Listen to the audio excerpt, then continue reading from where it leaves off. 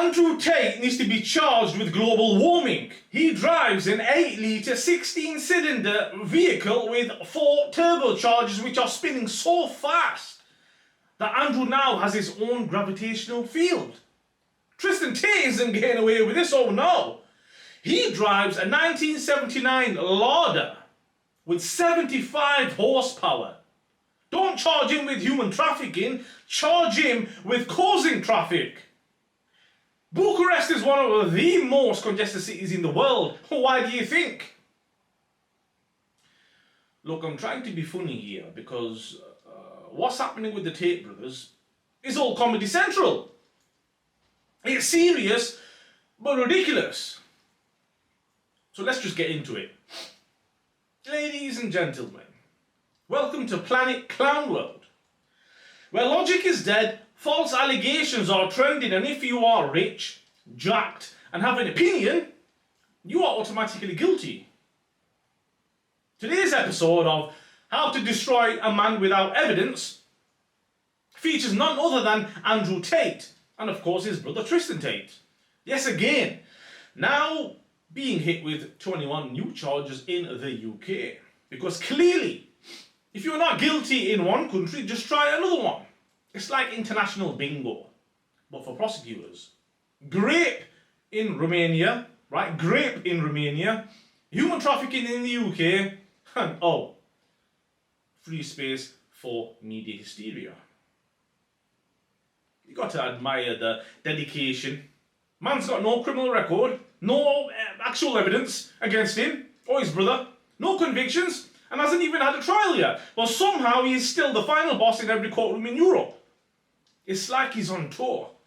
The Tate trials, live in London, Bucharest, and possibly your country next. Imagine you wake up, right, eat your breakfast, check your phone, and boom! Congratulations!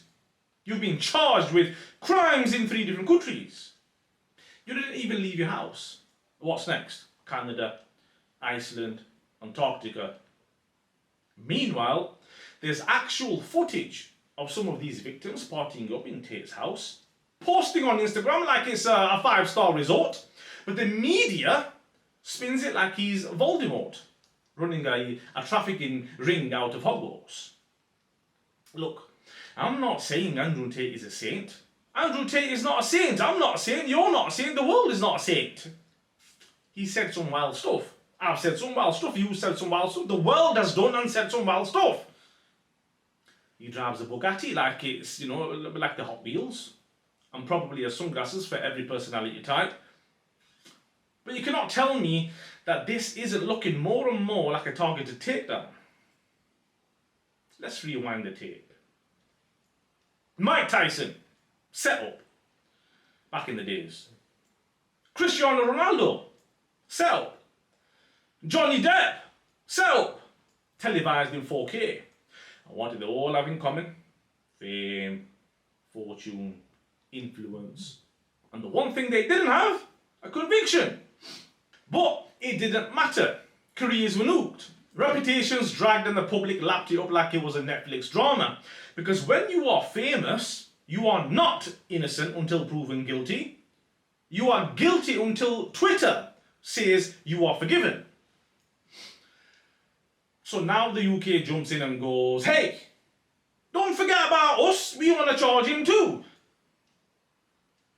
And you know what's even crazier? I've actually had convictions. Yes, real ones. Assault, driving convictions. I've probably racked up more speeding penalties than the Tate brothers have watches and DuPont lighters. There's CCTV of me doing Mach 10 in a Honda Civic, like I'm on this thing for Fast and Furious Council's Estate Edition. There was evidence. I was guilty. I did the crime. I took the L. That's how it works, right? But these guys, no convictions, no trials, no evidence, just vibes and accusations. And yet somehow they must have covered more miles in the dirt.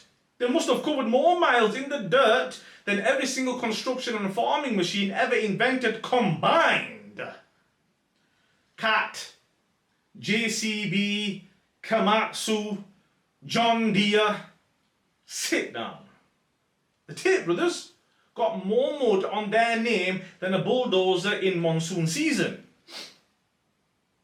Bro, is there a global leaderboard for this or something? Are governments just trying to get high scores in how many times we can charge one guy without a conviction? I don't even get me started on the paid witness rumours. Yes, apparently some of these so-called victims were allegedly offered money to come up with dirt on Tate. If that's true, that's not justice, that's Hollywood script writing. Where's Netflix? Oh, they are probably already working on a docuseries. Top G. Guilty by popular demand.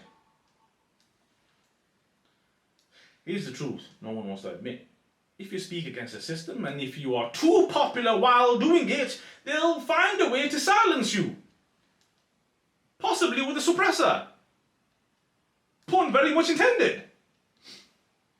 Whether it's women, wire fraud, or whisper campaigns, they will build a case out of breadcrumbs and throw the whole bakery at you.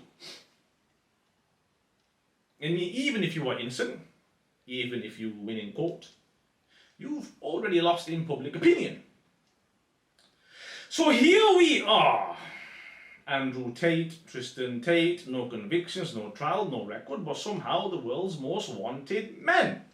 For, let me check my notes, being disliked by the mainstream.